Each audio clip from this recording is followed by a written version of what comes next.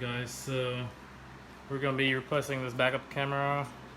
This one's messed up. I'm gonna install an aftermarket one, but yeah, I haven't seen any YouTube videos on removing a backup camera on a Kia Forte Koup.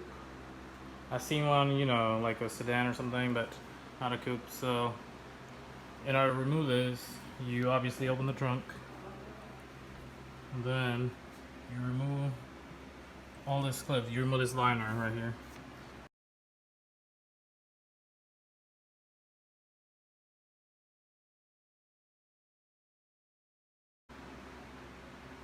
And then you remove this piece right here. You use a flat screwdriver and pop this open, and then there are two screws in there. You remove those, and then this should slide out. To remove this clip, you just use a Phillips screwdriver. Just turn this, and then just pull the clip. It should pop right open, just like that. And then this should just come right out, just like that. So the backup camera is right here. You just can see this bracket right here. So this bracket right here is holding the camera.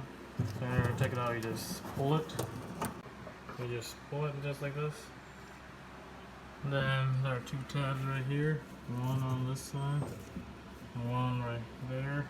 You press this in, and then just pop open. But before you do that, make sure you remove this right here. So you pull this, push it, and pull the cable. The camera should pull right out. So to put the camera back on, you put this through the hole, just like this, and then push the camera in. It should pop in, and then grab the bracket and slide the bracket in there, just like how you took it out. So it should just slide right in, and you'll hear a snap. Then make sure you check the camera is not moving at all.